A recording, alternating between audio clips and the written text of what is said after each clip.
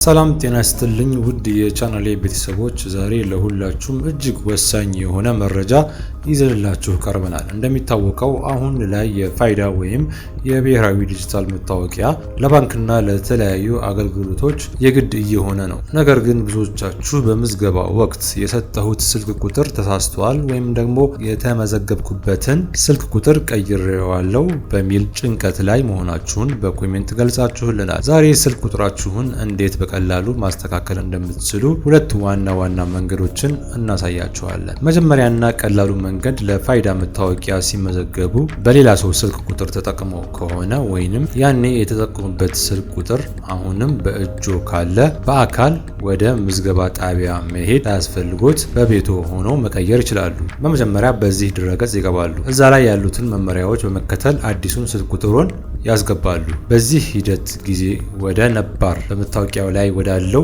ስልክ ቁጥር አንድ ጊዜ የይለፍ ቃል ወይም ኦቲፒ ይልካል። ስለዚህ ያ ነባር ስልክ ቁጥር የግድ በእጆ ሊሆን እና ሊሰራ ይገባል ማለት ነው። ሁለተኛው አማራጭ ደግሞ ስልክ የጠፋባችሁ ወይም በምዝገባ ወቅት ቁጥር ተሳስቶ ስለተሞላ ኦቲፒ መቀበል ስለማትችሉ ተመዝጋቢዎች ነው። በዚህ ሁኔታ ውስጥ ካላችሁ ግን በዚህ ድረገጽ ላይ ብቻውን መቀየር አይቻልም እና ማድረግ የሚገባችሁ በአቅራቢያው ወደሚገኝ የመረጃ ማስተካከያ ጣቢያ በአካል መሄድ ይኖርበታል። የትኛው ጣቢያ ወደ እኔ ይቀርባል የሚለውን ጥያቄ ደግሞ በዚህ የዌብሳይት አድራሻ ላይ በመግባት በአቅራቢያው ያሉትን የፋይዳ አገልግሎት መስጫ ማዕከላት ዝርዝር ማግኘት ይችላሉ እና እዛ በመሄድ ባለሙያዎችን በማናገር ስልክ ቁጥሮን ማስተካከል ይችላሉ።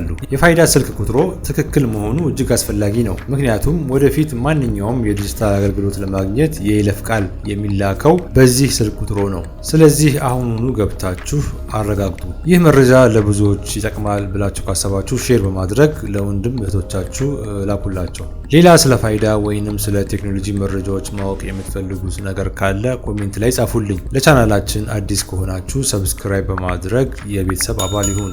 ሰላም ቆዩልኝ።